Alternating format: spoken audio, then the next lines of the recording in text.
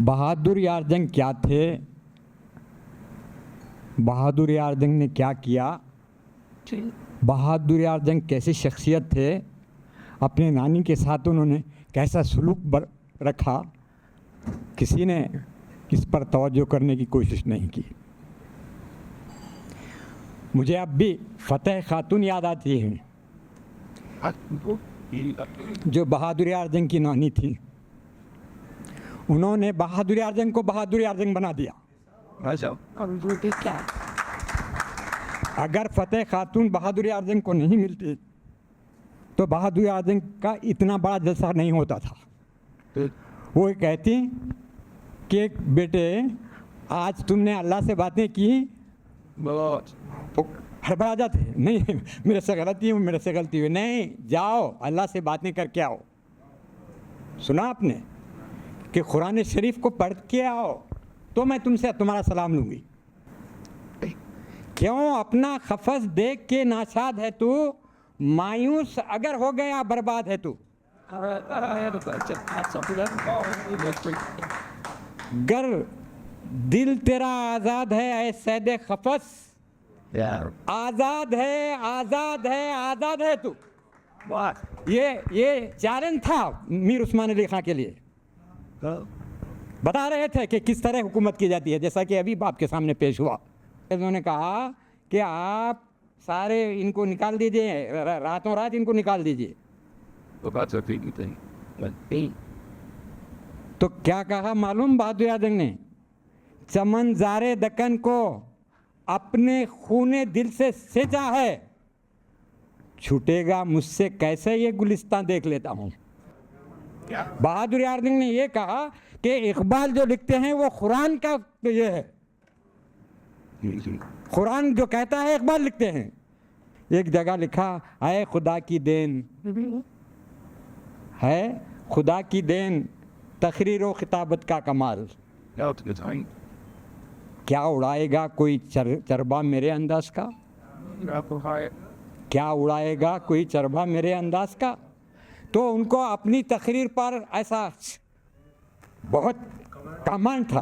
बहरहाल बहादुर यार जंग के बारे में अर्ज़ करूं तो ये कर सकता हूं कि मेरी दानिश में मैंने जितना भी तारीख़ को पढ़ा, लोगों को समझने की कोशिश की, हालिया दौर के पिछले 200-400 साल के जो है लोगों में जिनको देखने की कोशिश की, तलाश करने की कोशिश की, मेरी नज़र में उतनी कम उम्र का, उतना जामे क़िस्म का क़ायद कोई भी नहीं है, कोई भी उनके करीब तक नहीं आ सकता। प्राउड प्रोडक्ट थी हैदराबाद का। उस सरोजनी नायडू ने रविंद्रनाथ टैगोर नोबेल लॉरेट से कहा कि आप हैदराबाद आए और अभी जो है बहादुर यार जंग से नहीं मिले। तो बोले नहीं कौन है बहादुर यार जंग? अरे फिर आप हैदराबाद देखे क्या, आप मिले क्या आप? हाँ, तो ये गुरुदेव जो है कह रहे हैं कि फिर उनको बुलाते हैं, वो शांति निकेतन में जाते हैं और बहादुर यार जंग इंतहाई उम्दा तासुरात लेकर उनके पास से जो है वापस आते हैं। और जब गांधी जी से मिलते हैं तो गांधी जी उनसे कहते हैं अरे भाई आइए, सुना है आप मौलाना से भी अच्छी तकरीर करते हैं। इकबाल के घर जाते हैं तो नौकर से कहते हैं कि भाई मैं उस वक्त उनके पास होना चाहता हूँ जब ये शेर कहते हैं।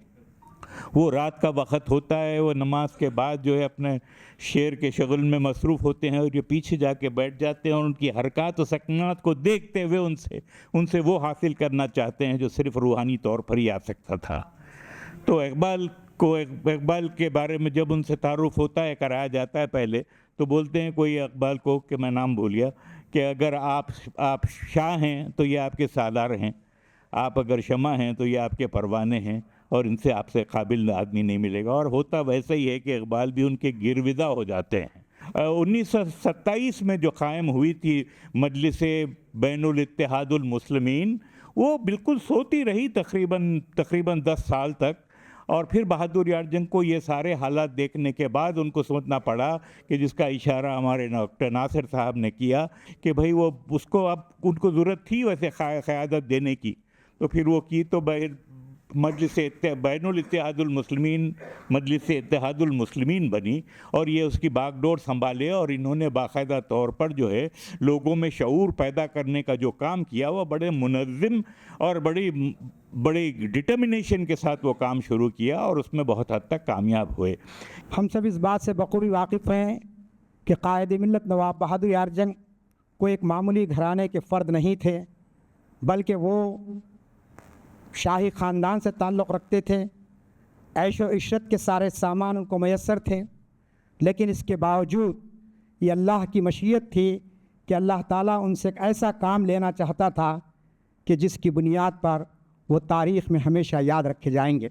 چنانچہ جو تقریر انہوں نے کی اس کے اندر انہوں نے بتایا، اے محمد عربی کے تخت و تاج پوش غلام، میں تجھے بتا دوں کہ اس شہنشاہ کونین کی نظر میں انداز ملوکیت کیا تھا۔ یہ بہادر یار جنگ کے الفاظ ہے تقریر کے، اور نظام دکن بیٹھے ہوئے سامنے۔ تھوڑی دیر کے لیے تصور کر لیجئے، ہم اپنے دلوں پر ہاتھ رکھ کر سوچ لیجئے کہ کوئی اعلیٰ عہدیدار اگر اسٹیج پر آ جائے تو ہماری کیفیت کیا ہو جاتی ہے۔ کوئی ذمہ دار اگر آ جائے تو کہتے ہیں کہ اے محمد عربی کے تخت تاج پوش غلام، میں تجھے بتا دوں کہ شہنشاہ کونین کی نظر میں انداز ملوکیت کیا تھا۔ اور اس کے بعد انہوں نے کہا کہ وہ ساری تفصیل اسلام کے اصول حکمران پر وہ تقریر کی کہ نظام دکن آصف سابق کے آنکھوں سے آنسو جاری ہو گئے۔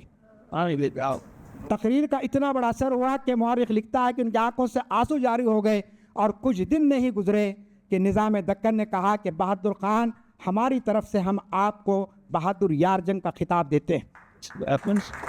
یہ حق گوئی اور بے باکی کا ایک دنیاوی انعام ہے۔ میں یہ کمپیئر کرنا چاہ رہا ہوں آپ کو کہ اگر وہ اس موقع پر وہ اگر نظام دکن کی تعریف و توصیف میں لگ جاتے تو لازمی چیز ہے کہ بہادر یار جنگ کو خطاب نہیں ملتا تھا ان کو، لیکن اللہ تعالیٰ کی دربار میں تو جو بھی ہوا، لیکن دنیا کا حکمران کا بھی دل اتنا پسیج گیا کہ اس نے کہا کہ واقعی یہ شخص ہے جو ہماری سلطنت کے اندر ہم کو یہ بتا رہا ہے کہ ہماری حکمرانی کے انداز کیسے ہونی چاہیے۔ کہ ایک دوسرا واقعہ جس کی طرف میں آپ کی توجہ چاہتا ہوں وہ یہ ہے کہ بہادر یار جنگ محض ایک سیاستدان نہیں تھے۔ انہوں نے اگرچہ کہ مجلس اتحاد المسلمین کی جو ہے نا ذمہ داری کو نبھایا، اور کس طریقے سے نبھایا وہ ہم آپ کے سامنے موجود ہے، اور اس جماعت کے لیے کیا اصول انہوں نے مرتب کیے تھے، تو معلوم یہ ہوتا ہے کہ جو کچھ خلافت کا نظام تھا اس خلافت کے نظام کو وہ خواب دیکھ رہے تھے۔ ان کا مقصد انسانوں پر انسانوں کی غلامی قائم کرنا نہیں تھا۔ چنانچہ آپ جانتے ہیں کہ مورخین لکھتے ہیں کہ نظام دکن تو اپنی بادشاہت کو بچانے کے لیے تھے، لیکن بہادر یار جنگ یہ چاہتے تھے کہ ایک ایسی مملکت قائم ہو۔ محبوب نگر میں انہوں نے 28 مئی 1940 کو ایک تقریر کی ہے۔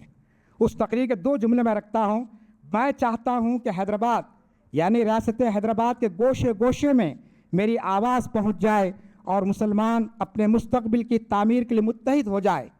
آگے کا جملہ دیکھیے، مجلس کی منزل مقصود ایک وسیع تر، آزاد اور مکمل خود مختار اسلامی اور خالص اسلامی سلطنت کا وجود ہے۔ یہ ان کا مقصد تھا۔ ایسے قائد کے بارے میں کچھ بولنا چاہ رہا ہوں جو عاشق رسول تھے، اس لیے میرا ان سے بچپنے سے گھر میں ان کے تعلق سے سنتے ہوئے میرے کو ایک دلی محبت ہے، ان سے ایک لگاؤ ہے۔ سامعین کرام، یہ ہم سب کے لیے باعث صد افتخار ہے کہ ہم ایک ایسی ہستی کی یاد منانے کے لیے جمع ہیں جو ملت اسلامیہ کی وحدت کو اپنا مقصد حیات بنایا تھا، جو معمر قوم تھا، جو اپنی زندگی کو ملت اسلامیہ کے لیے وقف کیا تھا، جو پیغام حق کا مغلب تھا، جو خادم قوم تھا۔ یہ گونا گو قابلیت رکھنے والی شخصیت 5 مارچ 1905 کو اس دنیا میں رونق افروز ہوتی ہے۔ ماں باپ نے محمد بہادر خان نام دیا، شمع محمدی کے پروانوں نے قائد ملت لسان الامت کہا، بادشاہ وقت نے بہادر یار جنگ کے خطاب سے نوازا۔ بہادر یار جنگ نام ہے ایک انقلابی انسان کا، ایک مرد مومن کا، ایک اور نانی جو ہے ایسی پرورش کرے، ان کو بھی نوٹ قید سکھا رہے، ان کو کشتی سکھا رہے لفتی علی پہلوان کے پاس، ان کو تیلگو سکھا رہی، ان کو جو ہے علامہ شمسی کے پاس بھیجا کے، انہوں ٹائم نہیں ہے، وہ تو صبح 4 بجے رات کو جو ہے ان کو بھیجا کے ان کی تعلیم عربی فارسی کی دے رہے۔ مولانا سعادت اللہ خان صاحب کے پاس ان کو جو ہے تو ہو رہے، انگریزی کے استاد کو رکھ رہے، اور ان کے 18 سال میں ان کے والد کا انتقال ہو جاتا ہے۔ وہ میٹرک بھی کمپلیٹ نہیں کرتے۔ بچپنے میں جب ان کو داڑھی آئی تو لوگ جو ہے آپ نواب ہے داڑھی اڑی کیوں رکھ رہی، दाढ़ी मुड़ा दीजिए बोलते, तो उन्होंने बोलते शेरों को दाढ़ी रहती है, कुत्तों को दाढ़ी नहीं रहती। जो है इस तरीके से अपने जो है उस पर आज़म रहे और अपनी ज़िंदगी जो है बढ़ती चले गई। और 21 साल की उम्र में वो जो है कौम महदविया के अंजुमन के सदर बनते हैं। मामूली बात है, 21 ईयर्स का बच्चा और जो है सदर बनना। मेरे दिल में इश्क नबी की आग लगाने वाली शख्सियत नवाब बहादुर यार जंग है, जिसकी वजह से मैं यहाँ ठहरा हूँ। जिनके हालात और जिनकी ज़िंदगी और जिनका दिल में जो कौम का दर्द था वो मैंने महसूस किया। नवाब बहादुर यार जंग जब 18 साल की उम्र में जब वो इंटरमीडिएट किया उन्होंने, उनकी जुस्तोजी, उनकी मेहनत, उनका ये अंदाज़ा लगाइए आप कि आप 31 साल की उम्र में 8 साल के बाद जब मिस्र और अरब के दौरे पे जाते हैं, तो मिस्र में जब आप अरबी देखते हैं, आपकी तकरीर पहले आप उर्दू में लिखते हो, 4 दिन तक अरबी दांग को बिठा के अरबी सीखते हैं, अरबी में फसावत और बलागत के साथ जब आप तकरीर करते हैं, लोग बोलते हैं कि तो ये तो आदमी अरब का नहीं है, इतनी अरबी कैसा बोल रहा है ये। 4 दिन की, सिर्फ 4 दिन की मशक्क़त मेहनत के बाद आप उर्दू में तकरीर लिखिए, उसके बाद उसको अरबी में ट्रांसलेट किया, अरबी में आपने उसको प्रैक्टिस की और अरबी में तकरीर की आपने 4 दिन के अंदर। तो वो मेयार था आपका कि जो है ना, आपकी जो तेज़ी थी सीखने की और लोगों को बताने की, लोगों को तक पहुंचाने की अपने दीन और इल्म को, तो ये सब चीज़ें जो है ना एक आम और मामूली आदमी में नहीं हो सकती। कायद मिलत की ज़िंदगी का तमाम तर हिस्सा दियानत और दीनदारी पर गुजरा। और दीनदारी क्या थी और दियानत क्या थी कि उनके इंतकाल के बाद अमजद हैदराबादी ख्वाब में देखते हैं कि एक टेले पर हज़रत मोहम्मद मुस्तफ़ा सल्लल्लाहु अलैहि वसल्लम खड़े हुए हैं और एक तरफ आपके सीधे हाथ की तरफ हज़रत सैयदना अबू बकर सिद्दीक़ रज़ी अल्लाह ताला अन्हु हैं, फिर बाएं तरफ हज़रत सैयदना उमर फ़ारूक रज़ी अल्लाह ताला अन्हु खड़े हैं। और इतने में एक नमाज जनाजा सामने से जाता है, तो ये साहबा पूछते या रसूलुल्लाह सल्लल्लाहु अलैहि वसल्लम ये किसका जनाजा है? तो हुज़ूर नबी करम सल्लल्लाहु अलैहि वसल्लम की ज़बान मुबारक से कहा है ये मेरे बहादुर खां का जनाजा है। क्या शख्सियत थी! दक्कन की वो सरज़मीन है जिसने बहादुरियन जैसा ख़तीब पैदा किया। वहाँ मेरी ज़बान कुछ कहते थे लड़खड़ाती। कौन बोल रहे हैं? अब्बुल हसन सिंह नदवी कह रहे हैं कि दक्कन की वो सरज़मीन है जैसा कायद मिलत जैसी शख्सियत पढ़ाई। और हाल ही के मशहूर आलमी दीन हमारे मौलाना रिज़वानुल क़ासिमी फरमाते हैं, मशहूर ज़माने सरंगेज़ ख़तीब और रियाज़ रसूलुल्लाह का चहकता हुआ बुलबुल नवाब बहादुर यार जंग भी इसी ख़त्े यानी हैदराबाद से पूरी उम्मत के लिए इत्तेहाद और मोहब्बत का पैगाम अपने ख़ास सुर और ले के साथ देते रहे हैं। कि यहाँ काफ़ी गुफ्तगू उस सब्जेक्ट पे हो चुकी है, लेकिन whatever we talk, whatever we speak, whatever we discuss, if it is not practicable, it is useless. और सबसे बड़ी बात यह है कि अल्लामा इकबाल ने reconstruction of religious thought in Islam के इंट्रोडक्शन में ये लिखा है कि कुरान एक फ़िलासफ़ी की बुक नहीं है, ये आइडियाज़ की बुक नहीं है, ये प्रैक्टिस की बुक है। तो आप ज़रा देखिए कि ज़बान किस तरह क़ल्ब पे असरअंदाज होती है।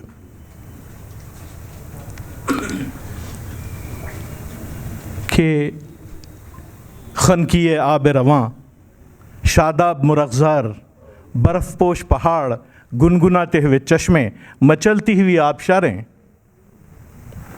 इस सरज़मीन में पैदा होने वाला एक शख्स बहादुर यार जंग। जो बातें अल्लामा ने अक़ीदत इश्क़ रसूल में की हैं, अल्लामा इक़बाल ने, वही अंदाज़ तिमापुरी साहब बता रहे थे कि बहादुर यार जंग में था। आबगीने में वो शय होती है जो जन्नत में भी दस्तयाब नहीं है। झलकती है तेरी उम्मत की आबरू इसमें। तो कहीं हमारे अमल और हमारे ख़यालात और हमारे फ़िक्र से हमको ये नज़र आता है कि झलकती है हुज़ूर नबी करीम सल्लल्लाहु अलैहि वसल्लम की आबरू उसमें। इसलिए बहादुर यार जंग की बहुत ज़रूरत है। ख़ुतूत की किताब में एक लेटर नंबर 1 है जो इस दावतनामे के लिए लिखा गया है, जिसमें बहादुर यार जंग को ज़फ़र सोसाइटी ने बहादुर शाह ज़फ़र की शायरी पर गुफ्तगू करने के लिए दावत दी थी। लिखा कि तैमूरी शहज़ादे की हैसियत से मैं बहादुर शाह ज़फ़र की बड़ी एहतराम और इज़्ज़त करता हूँ, लेकिन तैमूरी नस्ल के शहज़ादे की हैसियत से मेरा सर शर्म से झुक जाता है। जबकि हमने जद्दोजहद और शमशीर व सना को अपने हाथों से रख दिया, हमारी हैसियत जो है अदबियात के मैदान में शेर व शायरी की हो गई। मैं इस इजलास में शिरकत से माजूर हूँ और आप मुझे माजरत करें। इसलिए जिससे जिगरे लाला में ठंडक हो वो शबनम, हर तस्वीर के नीचे बहादुर अर्जन की ये लिखा हुआ देखा हमने बचपन से कि जिससे जिगरे लाला में ठंडक हो वो शबनम, दरियाओं के दिल दहल जाएं वो तूफ़ान।